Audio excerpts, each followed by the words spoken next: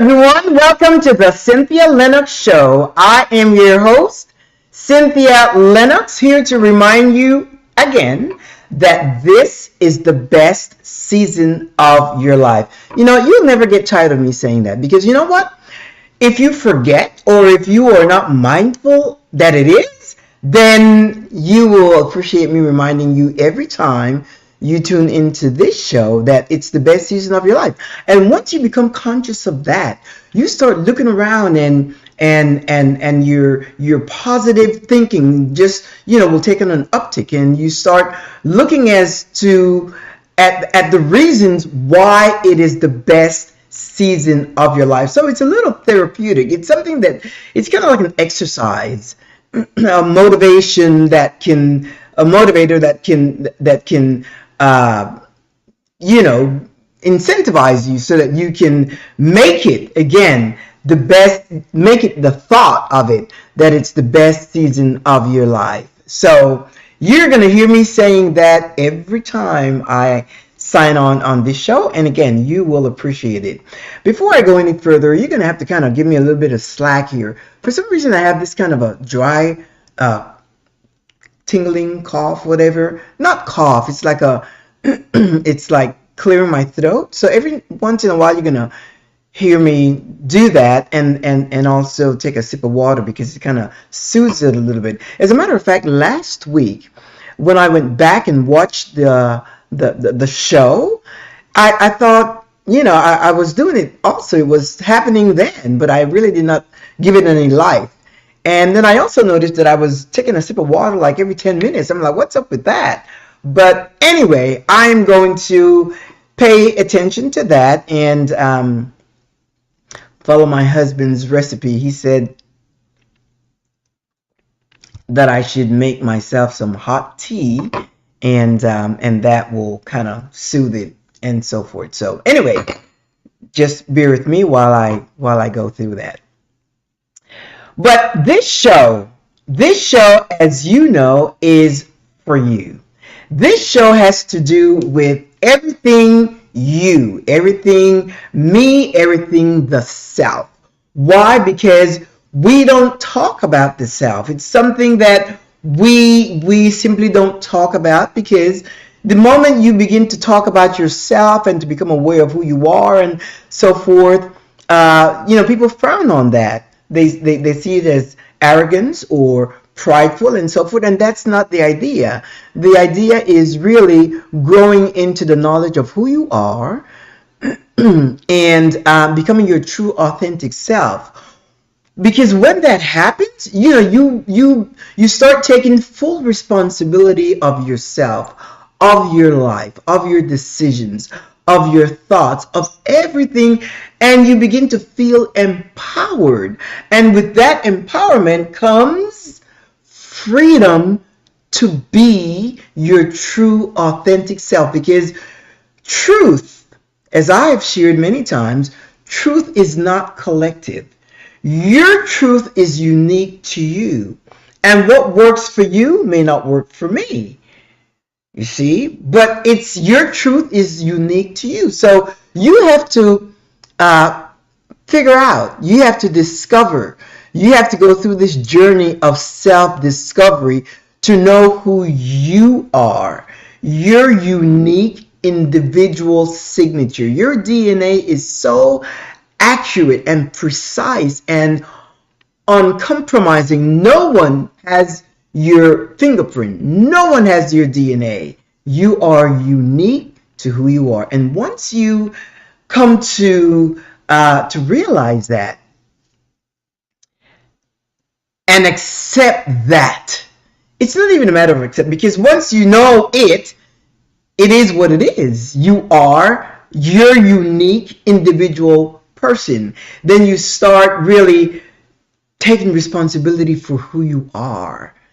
And you begin to feel empowered.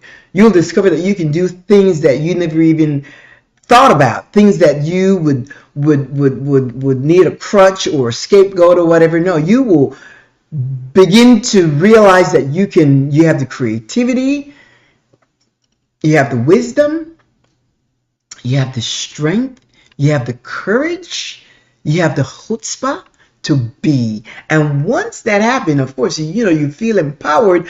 And with that, what happens? Comes freedom to be your true authentic self. I am continuously going through a journey because I submit myself to personal growth, personal development. I want to know more about me and what makes me tick, and submit myself to critical thinking. I've done that ever since I became aware that, wait a minute, you hear what people say and whatever. I said, wait a minute, I've got a brain. I can think for myself.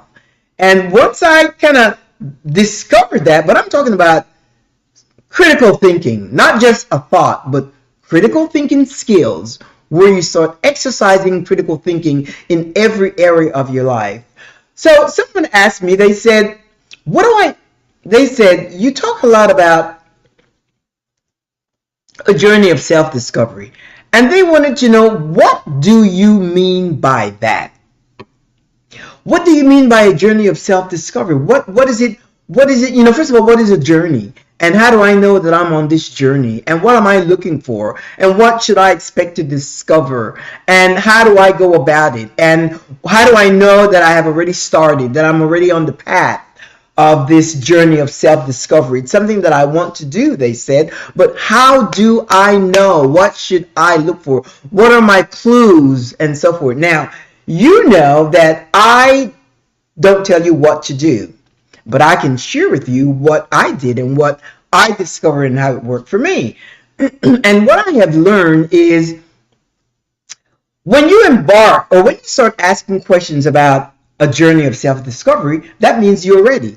That means you are ready to embark on that journey. That means you want to know. You are curious about yourself, and you have this drive on the inside, and you want to discover so that you can come to a place of empowerment and ultimately freedom of self-expression, so that you can express yourself and you can do things, and that you have the ability to do the things that you desire to do, the things that will make you happy and joyful and content and so forth, and to really come to a place where you can enjoy the pleasures of life without guilt, without shame, without judgment, without condemnation, with none of that.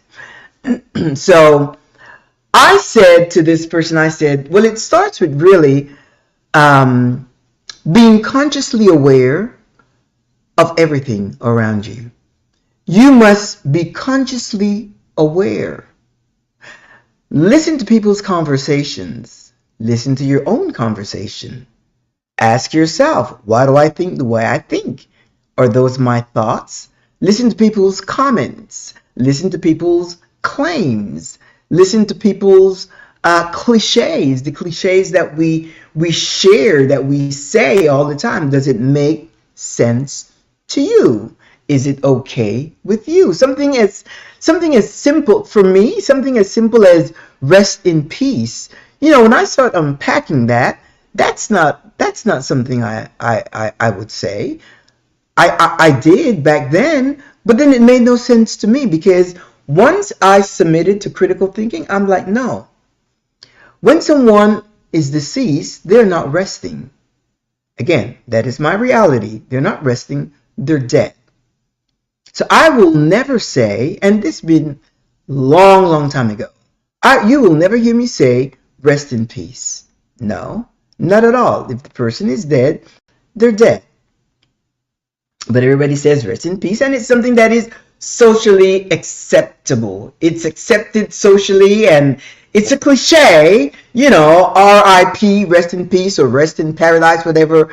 That's just one of my things that I realized that, no, that's not part of me. It's not part of me. Now, to family members of someone that may have that deceased, I would say peace to your mind, peace and love to you. Peace to your mind and love to yourself. Because of, the grief and so forth, love to yourself. But peace to your mind, so that you can, think rationally, do whatever you need to do. Uh, you know, whatever it is that you need to do. But those are the words that I share, and that's just my thing. That's just a little thing of my own that when I started unpacking and listening and becoming aware of this whole thing, because a lot of it is cultural construct. Our society, our traditions, cliches, religious indoctrination, religious teaching, all of that influence our makeup. And sometimes it's like, wait a minute, no, that's not even me. I don't subscribe to that. But because it's a collective thought, then we just submit to that. And it makes no sense to us. So something as simple as that, RIP, rest in peace, that made no sense to me. So I just discarded that out of my vocabulary. And that was a long time ago. You never hear me say rest in peace because that's not part of my makeup. Another thing that also, as I was sharing with someone about this whole thing of self-discovery, I said something. I'm not sure how the conversation came about, but I said, "Oh no, I love money," and all eyebrows were raised, and of course, judgment just started shooting out. I could feel the energy, and someone said. The Bible says the love. No, the Bible says money is the root of all evil. And I'm like, well, that's for you because that's not my guide. And then somebody says, no, it's the love of money that's the root of all evil. So I said, well, I can tell you right now, I love money. And that doesn't change anything, regardless of who says what or whatever. No, and I love money, and there is no evil in my life. I have good relationships with everyone. Good relationships with everyone. People that I know, people that I don't know. I am always seeking to do good by people. So I know that doesn't apply to me regardless of who says what. And they went on to, I said, but but your claim, the love of money is the root of all evil. I said, well, that could be true. That could be true because sometimes people do ill things to other people to gain money. And that's not good. Well, that's not my morals. That's just not the way I think. So I have a good relationship with money. As a matter of fact, last night I came across this podcast, and I paused for a second, and it was an ex-pastor that was talking about a situation that happened in his community, and I thought it was hilarious. And I wish I had this story when we had that discussion last weekend. Was myself and some friends, and this pastor shared this. He said there was this church, a small church in a small town, that wanted to bring in a big name evangelist to preach, and so they contacted the evangelist, and the evangelist said, my fee to come to your church is $5,000 a night. And he only wanted him to come one night. And he said, it's $5,000. And so the pastor of the church said, well, I don't have that. This is a small church. We'll invite people in, but it's not a church where we can, take up an offering of $5,000 at all. So the evangelist said to the pastor, he said, okay, I really want to come because you have asked me to come. Let's do something. At the beginning of the service, the first half of the service, you do your whatever protocol that you do, you have your service, your praise and worship, and you take up your tithes and offering and so forth, and that's it. The second half of the service belongs to me. I will preach, and at the end of my message, I will take up an offering. Whatever the offering is, that's mine. Whatever the offering is comes to me. If it's $500, I get $500. So whatever at the end of my segment, the second part of the service, whatever comes in the offering belongs to me. The pastor agreed, and they said, great, this is great. They sent out flyers, and a whole bunch of people came and so forth, and it was a big night. So the evangelist, at the beginning of the service, the pastor had his first half and did whatever he needed to do and took up his, the tithes and offering and so forth. Remember, that's for the church. Excuse me. And the other half belonged to the evangelist. And the evangelist, got up and he started preaching, and he preached, and he had like 45 minutes. He had about, 60 minutes. But at the end of 45 minutes, he stopped and he took up an offering. And people just came and drove and started giving offering. At the end of the service, it's really funny. At the end of the service, they, all the pastoral staff and the pastor with his assistant that traveled with him, they went to count the money, count the offering that the evangelist took up. Well, that totaled $60,000. $60,000. Imagine that. It totaled $60,000 that night, taken up at that church. $60,000. So the pastor, looked around at his entire staff, pastoral staff, and the pastor, and this pastor is getting ready to make sure that money goes to him. But then the pastor said, well, out of this, we can pay you the $5,000. Imagine that. So the evangelist said, no, wait a minute. That's not the agreement. You said you did not have $5,000 to pay me. And we agreed that the first half of the service, you take up your tithes and offering, and all of that belongs to the church, and whatever we receive from my offering, everything belongs to me. And the point is, the pastor that was telling the story on the podcast did not really wrap it up so that I could, and I don't want to put anything in there. All I know is that the evangelists left angry. They were mad at each other. They don't speak to each other. And he called it what did he call it? He said it was like a bacchanal or something like that, which means like a big fight, like a big argument, a big whatever. And so what I'm saying here is, when you say the love of money is the root of all evil, it can be. It can be. Now, I'm not going to make any judgment. I wasn't there. That was something that I heard on a podcast last night. But I wish he finished the story so that I can know what happened. But what I do know, according to what he said, is that they are no longer speaking, that it was a big bacchanal, and which means like a big argument, a big dispute, a big controversial, and just a thing. After agreeing that whatever the evangelists receive as offering, that all of that would be his.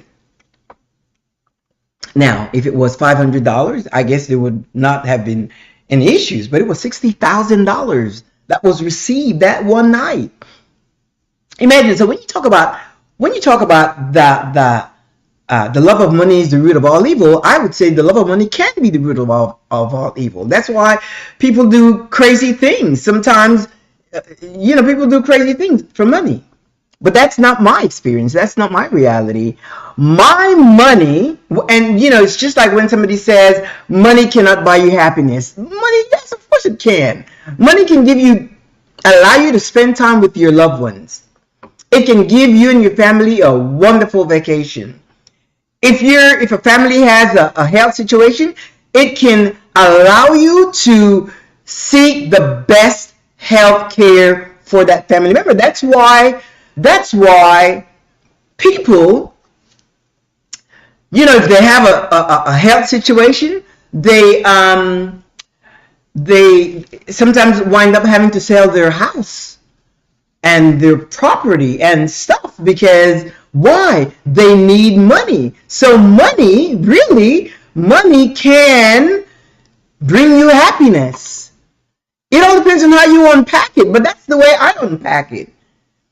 I have a good relationship with money. There was a time that I didn't. Years ago, before I met my husband, I was a mess. When I say I was a mess, and that's because my dad was a good provider. My dad provided for us everything that we wanted. So, and as I became independent, and the flow of money cut off, then I didn't know how to manage money, and I just thought, if I wanted to just get it. So I got myself in financial mess, and with that came guilt and shame. And that's why talking about money it's a social taboo. Nobody wants to hear you talk about money, but I'm telling you something. Most of us, our lives run on money. Yeah. When I say I love money, I'm not talking about the actual currency. It's not like I take currency in my hand and say, "Oh, I love you." I have a really no.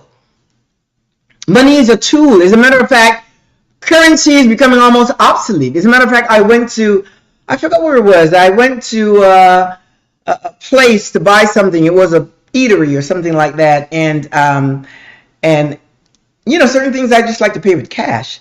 Or if I go to a restaurant, I tip with cash. So I like to have cash on me. But I went to pay for the thing that I was purchasing, and she says, "No, we don't take cash." I'm like, "Oh, okay." So I had to take out my debit card and pay with the debit card. And that's just the way it is. So when I say I love money, I am serious. I love money. I have a good relationship with money now. Such a relationship that, even in using my credit cards, I don't want to pay interest. I don't want to pay interest at all. So and that's just, I don't like the word budget. I don't like the word budget because it seems too restrictive. It seems, to me, it has attached to it kind of like lack or scarcity, and so I don't use the word budget at all. But simply, when I make a purchase on a credit card, I know that when the bill comes, I want to get rid of it. I want to get rid of it. I don't want to pay you a dime in interest fees, and that's how I try to work my finances. Because why? Because I have a good relationship with money at this time. I do, and I encourage you to, when I say I love money, people don't relate to that, because again, it's a social taboo. People don't relate to that, and you may think of it privately, but you don't want to say it because of what people may think of you, because you will be judged. Yeah, they will judge you. But that's, yet we need money. You need money to just step outside of your house and you're going to the store. You need fuel in your car. That costs money. When you go to the grocery store, you cannot walk out of there with a basket full of grocery without paying. When the weather gets, cold as it is now, you need clothes that warms your body. You need money for everything. If you have to go to the doctor, you need money. Money is something that you have to become friends with. And I'm telling you, the dynamics with money, we have a good relationship.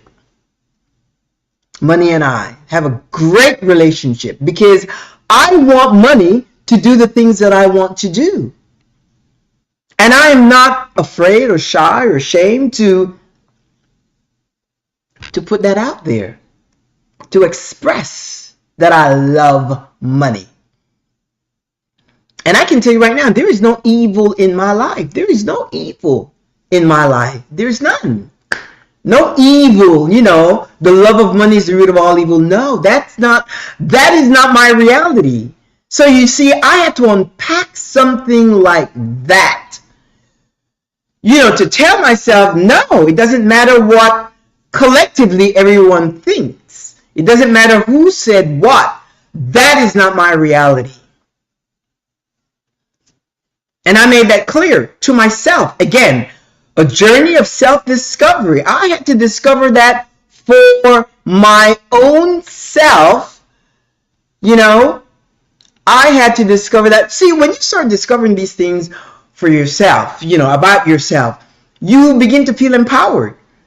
It's like, those ladies that I, shared with, they started to think. To think is like, wow. Yeah, they started to think. It's like, wow, that's a different concept. It's not a concept. It's the truth. It's my truth. It's my reality. It is my reality. It is my truth. And it works for me. And money knows that I embrace it, that I love it, that, I like what it can do for me. When we plan to travel, and I remember it's really amazing the way it works, because I remember, we like to take cruises, and we just came back from our 26th cruise. And when we first started out, we took an inside cabin. I booked an inside cabin because that's what I knew to do. And so it was fun, it was great, and so forth. And one time I thought, you know what? I need to kick it up a notch. Excuse me. And I dared to book a room with a balcony. And I said, I'm going to do that. So I booked a room with a balcony. And wow, we arrived on the ship, and I'm telling you, it was a whole different mindset. It was I felt so, that I could sit on that, because it was a big balcony. I could sit there and look at the water and just meditate and just sit with my thoughts and just look at the water, look at the sunset when we were in the room, obviously, because we were just all over the place. But it was such a thing. And you know what? Ever since I did that, that was probably our third or fourth cruise years ago, because we used to take, a couple of cruises a year, whatever. And once I booked a room with a balcony, do you know that it's hard to go back? From that moment that I booked a room with a balcony, that's all that is set in my mind now. If I'm going to book a cruise, I'm going to look for a balcony. That's not even like an option to go into an inside cabin. Why? Because I have programmed my mind to step it up, to kick it up to that level. And that becomes like a mindset.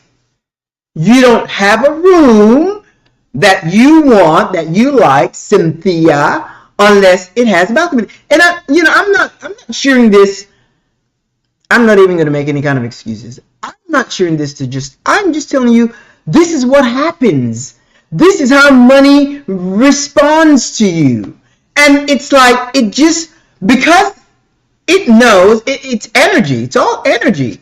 And because my whole makeup knows that, as a matter of fact, because I am the director of travel and entertainment in my family, between my husband and I, and so we plan things and then we discuss it and then we know what's going on.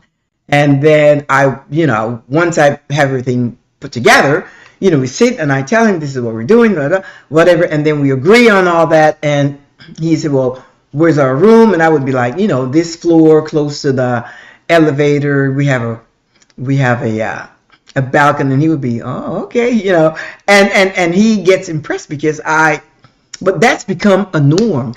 That has become such a norm. And that's what happens once you raise your thinking to a certain level. And we're talking about money. We're talking about money because we all need money. And you can't shy away from it. Don't shy away or try to be, humble. No, you need money. That's why you go to work. That's why you go to work, and that's why some people, they work overtime and double time and triple time, and they pick up shifts and things like that. Why? Because they want more money to do whatever it is they need to do to make their lives more comfortable. I remember when we used to buy airline tickets, and then after a while, one time we were on the flight, and gosh, we were in the back in coach, and you had no leg room. Oh gosh, it was awful. It was just because you couldn't move. And when I sit on a flight, I've got my iPad. I'm watching a movie and whatever, and if the person in front of me decides to lean back, oh gosh, it's just. And if you're sitting at the window, don't even try to get up to go to the restroom. So one day I decided, that's it. We will have more leg room. And ever since, I decided that it has become part of our culture. It's become part of our MO. And that's how, so when I am booking a flight, so I need to know that I have seats with extended leg room. And you book with all the leg room and all the comfort. Once you start thinking that, it becomes a mindset. You start thinking it's like, that's not like, you don't have any other option. That's just the way it is. And that's what money does. And it makes you happy because you go in and you sit down and you're comfortable, and on some occasions you're served some nuts and all that, and it's just great. But it becomes part of you. Why? Because I have a good relationship with money. And you too. Do you love money? Don't be afraid to say it. And even if you don't want to say it publicly, because I don't go around saying that I love money.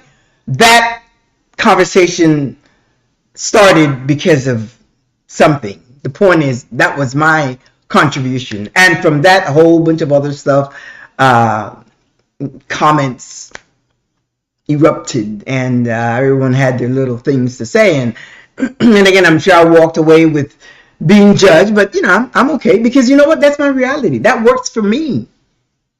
It works for me. So if you're afraid to say it, and you don't have to explain it, just like I said earlier, it's not that I the tangible money and hoard it. No, it's what it does. It's the tools. When I see a GoFundMe on social media, the first thing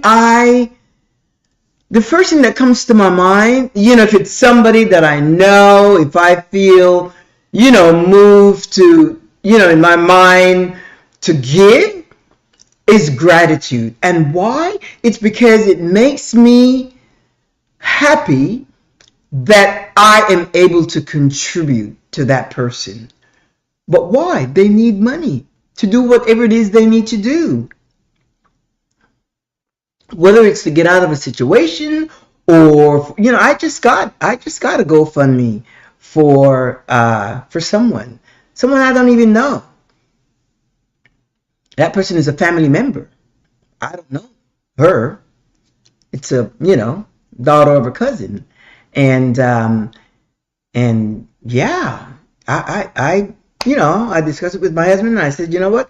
And he said, yes. So, well, I mean, wasn't asking him. I was just sharing the situation with him, and he's like, wow, yes. And so we were able to contribute. That's what money does. That's what money does. And you know what? I remember those times where I had financial challenges. It's horrible. It's no bueno to be in any kind of need. It's no bueno. It's definitely no bueno. So I'm telling you, do you love money?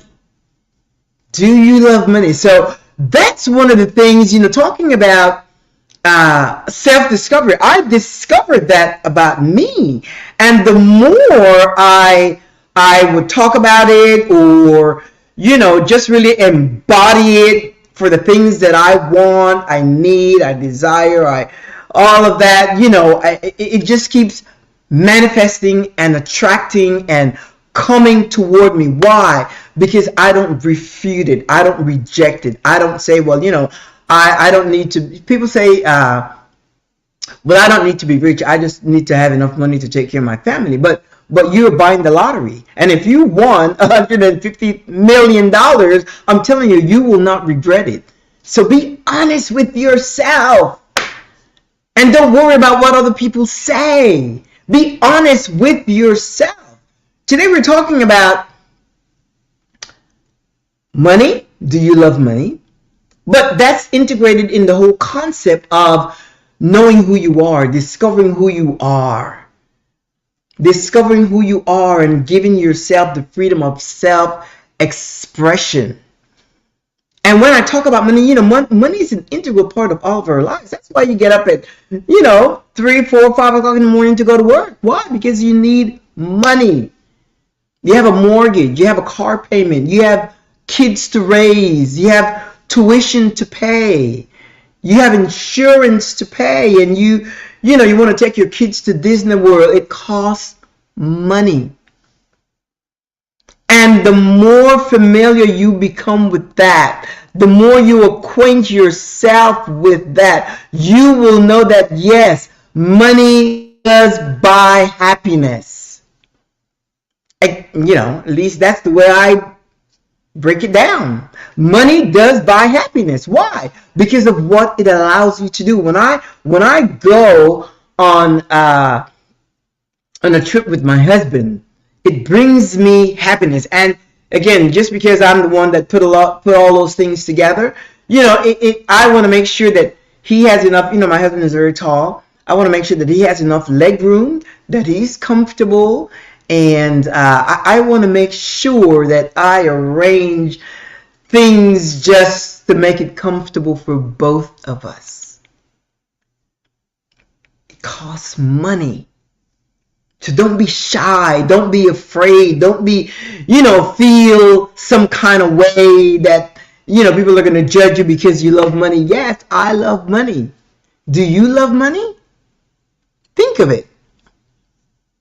I know it can be a little weird, a little strange, a little, funny to say. Not funny, but, just makes it feel a little, sometimes even unclean. Why? Because it's a social taboo that tells us you don't talk about money. Of course, we don't go around talking about money, but you use money as a tool. Somebody has a need, you use your money. You have a need, you use your money, because everything that you do, I cannot think of one thing that doesn't require money,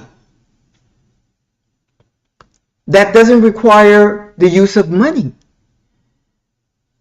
So you know what your relation is to money. You know what your reality is to money. So don't be afraid of what people may think, what they may say, having fear and shame and guilt and all that. I'm just looking at my notes here on my iPad. No, you can't. No, don't be afraid of any of that.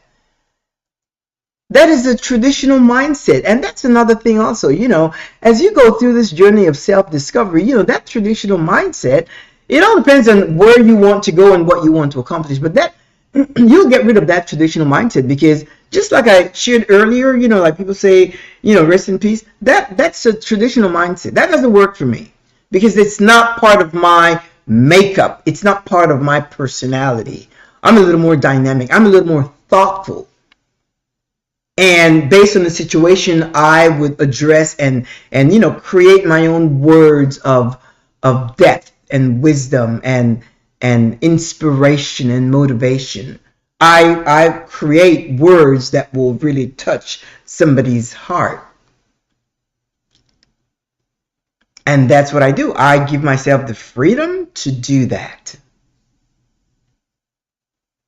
It's all part of the growth. So start asking a lot of questions, in this journey of self-discovery. Ask questions. Ask questions. Listen to conversations. Listen to people's claim. Listen to all of that. What they say and how people think. And if it doesn't line up with the way you think, or if it makes you feel some kind of way, then those are not your thoughts. Those are not your thoughts. And if they're not your thoughts, whatever the comment is not something that will make you free, because it does not belong to you. I have freedom of expression because I know how I want to express myself in different situations. It empowers me, and I take full responsibility for it. Just like me taking full responsibility for saying I love money. Yes, I love money, because you know what? It keeps me from striving and surviving. And it keeps me in the lane of thriving. Why? I understand money, and the energy of money understands me. The energy of money understands that I like nice things. I like the comfort of life. I like to travel in luxury. We have an understanding. It is so clear. You may think this is a lot of no, but I'm telling you, develop a good relationship with money. It doesn't matter how much money you have now. It's not even a matter of how much money you have. Is what your thoughts are toward money. What are your thoughts about money? And once you determine what that is, then you have that relationship with it.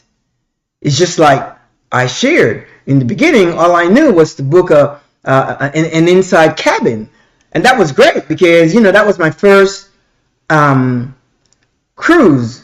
1, 2, 3. I did 3 on the inside cabin, and I thought, one time I had gone on the ledge, and I looked up and I saw people in the balcony. I'm like, wait a minute, man, that's so cool. And I love the water.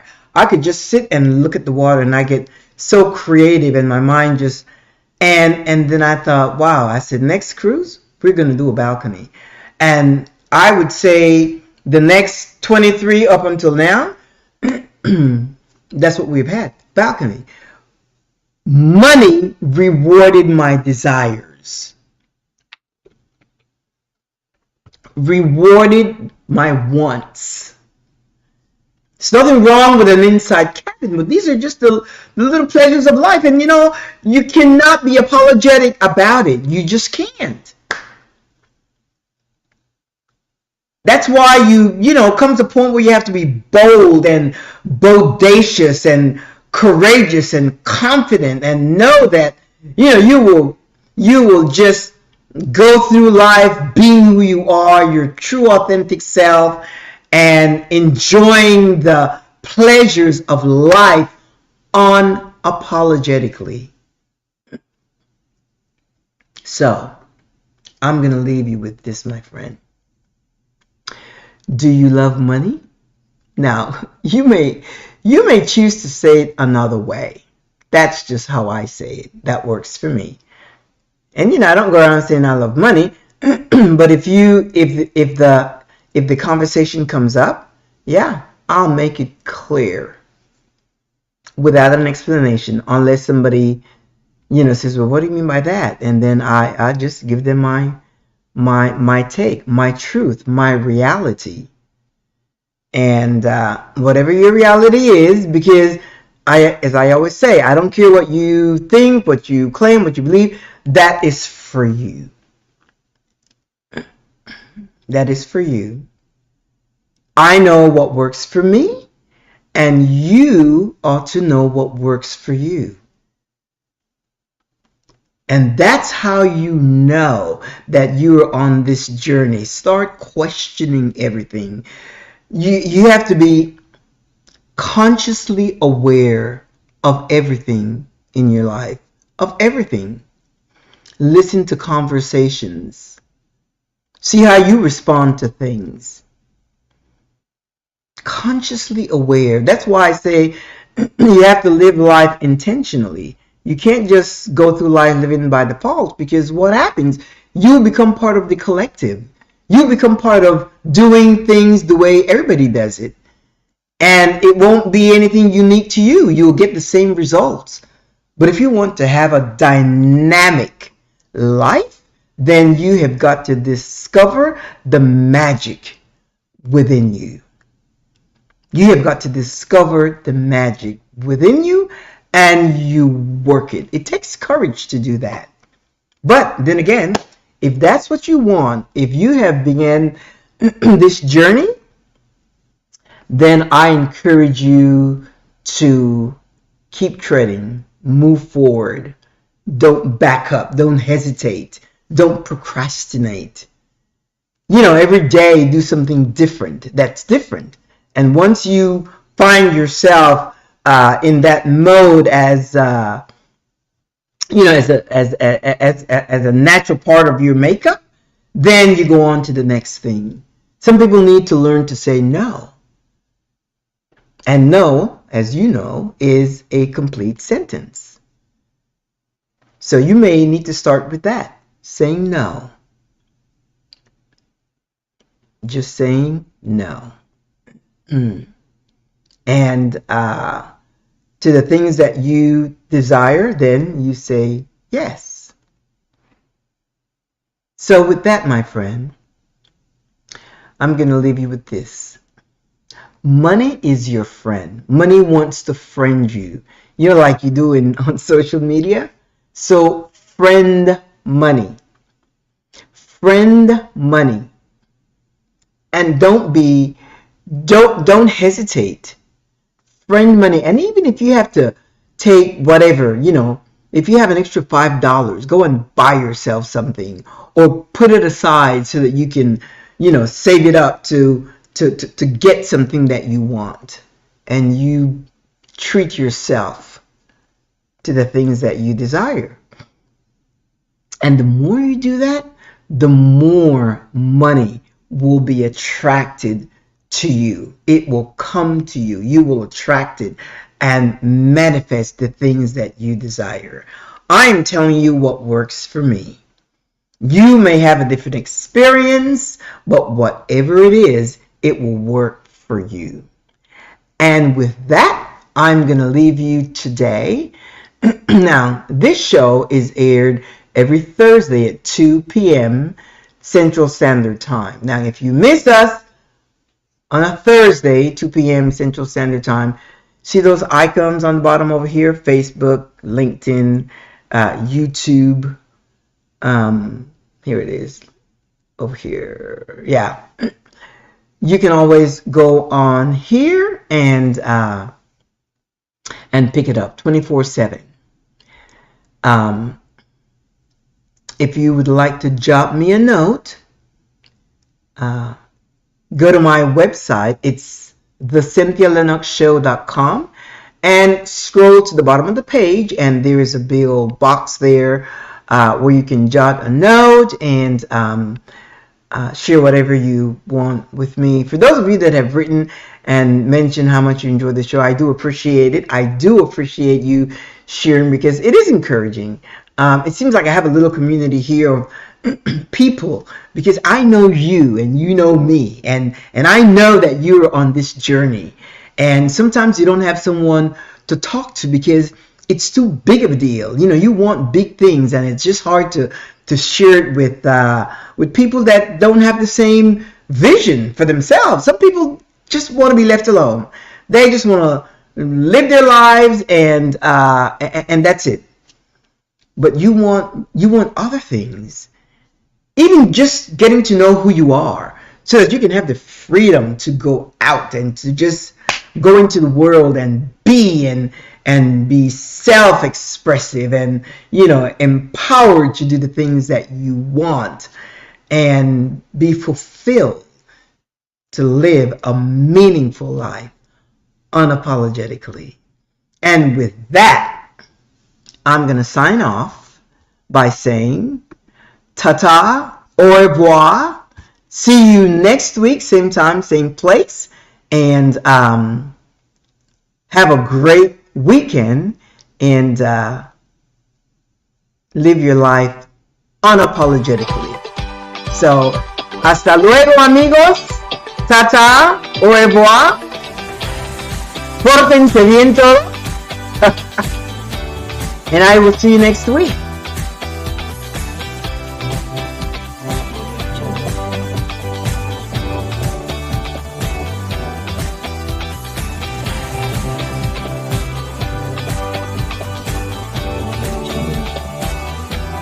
Ciao.